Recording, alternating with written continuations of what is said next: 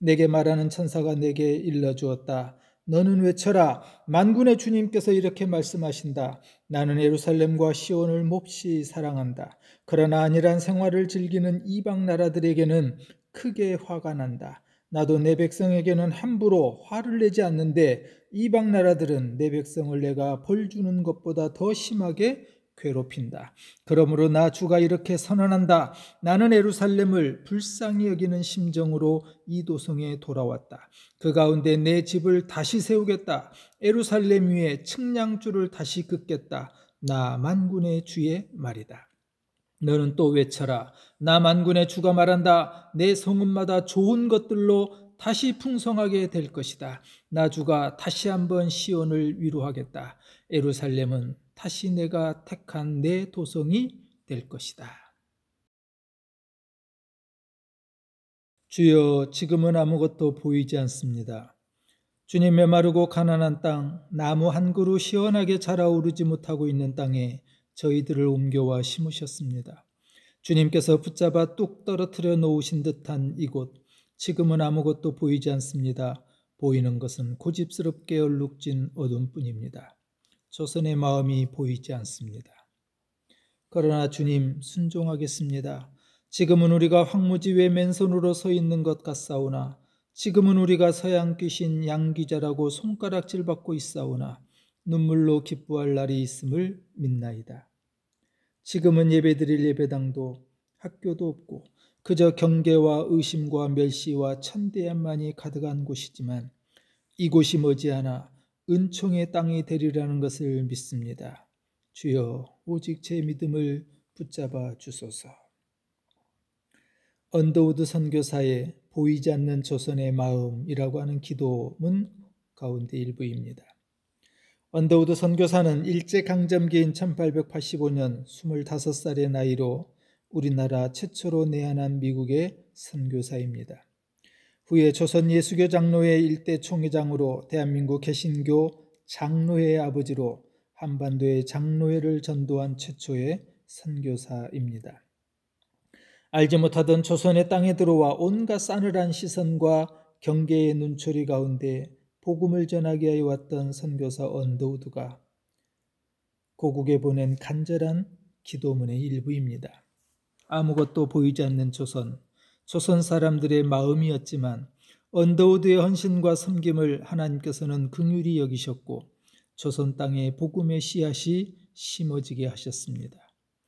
그리고 그 복음의 씨앗은 그리스도의 계절 복음의 나라가 되었고 하나님께서 부어주신 성령의 역사를 통하여 세계사에서 유례를 찾아볼 수 없을 정도의 놀라운 경제 성장의 축복과 함께 선교 부흥을 경험하게 하셨습니다.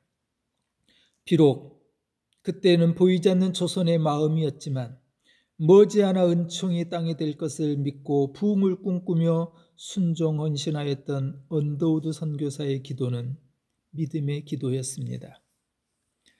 변화무쌍한 세상에서 한국교회의 미래가 아무것도 보이지 않는다고 말합니다. 그래서 우리는 교회의 재건과 회복을 기도하고 있습니다. 보라, 지금은 은혜 받을 만한 때요 구원의 날이라는 것을 믿으며 우리 시대의 황폐한 교회가 다시 일어나고 교회에 실망하고 등진 성도들이 돌아오며 무엇보다 교회를 떠난 다음 세대 청년이 다시 회복되기를 간절하게 소망하며 기도하고 있습니다.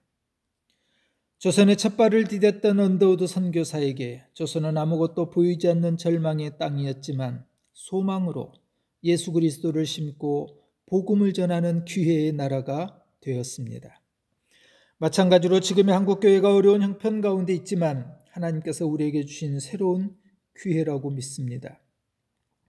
바벨론 70년의 포로에서 돌아와 무너진 성전과 성읍을 다시 짓고 세워나가는 이스라엘 백성들의 이야기를 에스라, 학개, 그리고 스가랴를 통해서 우리는 배우고 있습니다.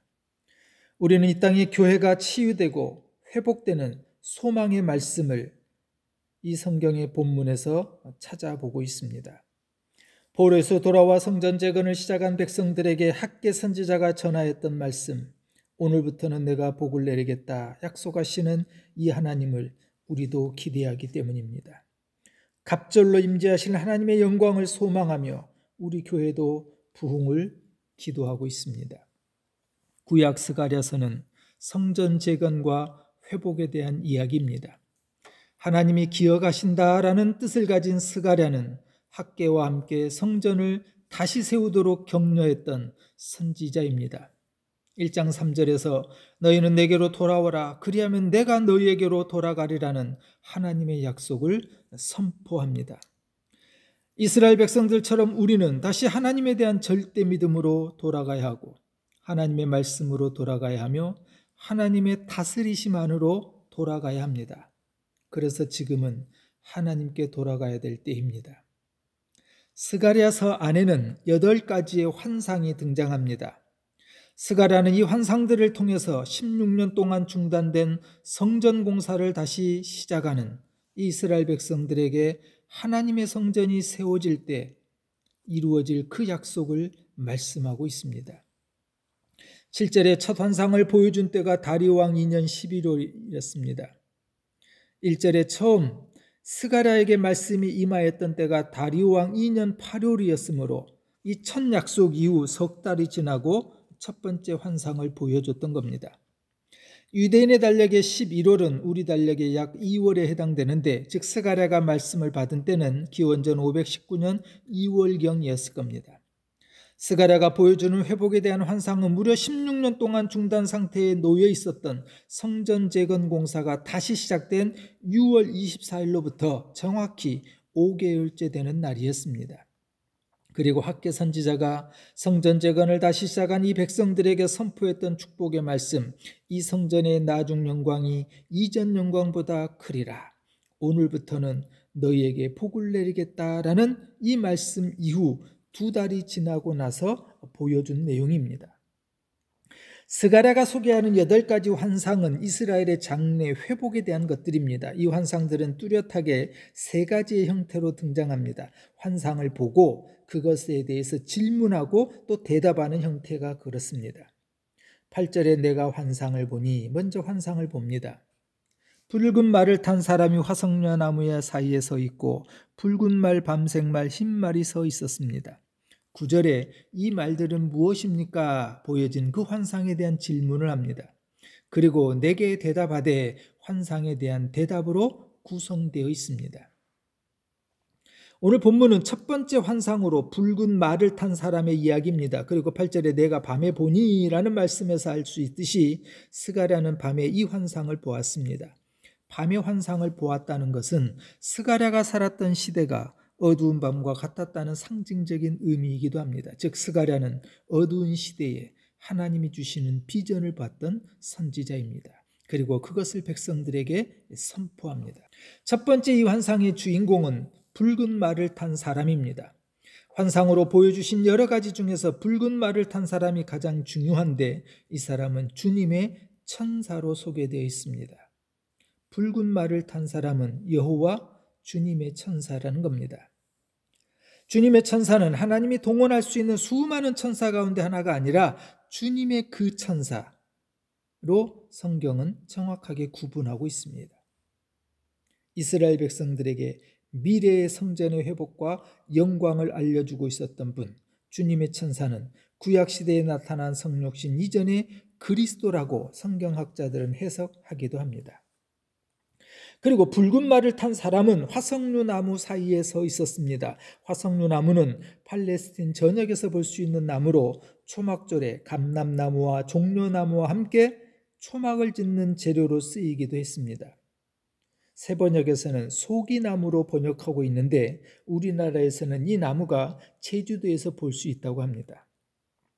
이 첫 번째 환상의 목적은 예루살렘 성전의 재건과 예루살렘 성의 회복에 관한 이야기입니다. 이미 3절에서 하나님께서는 너희가 돌아오라 그리하면 나도 돌아가겠다라고 약속하셨습니다. 회개는 우리가 하나님의 품으로 돌아갈 때 하나님과의 관계가 회복된다는 것을 의미합니다. 16절에 보면 환상 가운데 주님의 천사가 스가랴에게 내가 불쌍히 여김으로 돌아왔다고 말씀합니다. 하나님과 관계가 회복되는 것은 전적으로 하나님께서 결정하시고 일하신다는 것, 그리고 시작된다는 것을 우리는 분명하게 알 수 있습니다. 하나님께서는 이미 이스라엘 백성들에게 돌아오겠다고 선언하셨고, 그리고 하나님의 이 선언처럼 하나님은 이스라엘 백성, 성전을 재건하는 이 백성들에게 돌아왔던 겁니다. 성전 재건과 회복을 불쌍히 여기신 하나님은 우리가 교회 회복을 꿈꾸며 기도하고 있는 것을 불쌍히 여기시고 계시다는 것을 우리는 기억해야 합니다. 하나님은 왜 교회 회복을 관심하시고 기대하실까요? 하나님의 교회가 바로 세워지는 것이 하나님의 꿈이고 소망이기 때문입니다. 교회는 그리스도의 몸입니다. 나는 이 반석 위에다가 내 교회를 세우겠다. 죽음이 이기지 못할 것이다. 성경이 우리에게 이렇게 가르쳐주는 말씀처럼 교회는 그리스도의 몸이며 주님의 교회이기 때문에 교회 회복에 주님은 관심하십니다. 그래서 하나님은 교회를 위하여 지금까지 헌신하며 수고와 눈물로 섬겨온 사랑하는 성도 여러분을 기억하시고 사랑하십니다. 그리고 약속하십니다. 내가 너희에게로 돌아오겠다. 그래서 교회를 사랑하는 우리는 학개 선지자의 위로와 격려의 말씀을 기대합니다. 오늘부터는 너희에게 복을 내리겠다. 16절에 내 집이 그 가운데 건축되리니 내 집을 다시 세우겠다고 약속합니다. 포로시에 들어간 이스라엘 백성들에게 성전을 다시 재건하는 일은 쉽지 않았습니다. 여러 가지 방해에 부딪혀 무려 16년 동안 중단되어 있었습니다. 이런 상황에서 내 집이 예루살렘 가운데 건축되리라는 하나님의 약속은 이제 더 이상 성전 재건 공사가 중단되지 않고, 이제 더 이상 교회가 지체되지 않고 머무르지 않고 연약하지 않고 틀림없이 완공될 것이고 틀림없이 회복될 것이고 다시 부흥의 놀라운 역사가 나타날 것이라고 하는 확신과 소망을 불어넣어주는 말씀이었습니다. 우리는 지금 어려운 시대를 살고 있습니다. 그러나 하나님의 약속의 소망을 잃어버릴 수는 없습니다. 내 집이 다시 건축되리라는 이 말씀에서 교회는 다시 회복된다는 것을 우리는 확신하여야 합니다. 사랑하는 여러분, 교회는 반드시 회복될 것입니다. 교회는 다시 일어날 것입니다. 더 이상 지체되거나 중단되지 않고 틀림없이 이루어질 것이라는 확신을 가져야 합니다. 이것은 하나님의 약속이기 때문입니다. 이스라엘 백성들에게 이 환상, 이 꿈은 현실이 되었고 드디어 성전은 완공되었습니다. 에스라 6장 15절에 성전 건축이 끝난 것은 다리우스 왕 6년 아달월 3일이다. 기원전 약 516년경이었습니다.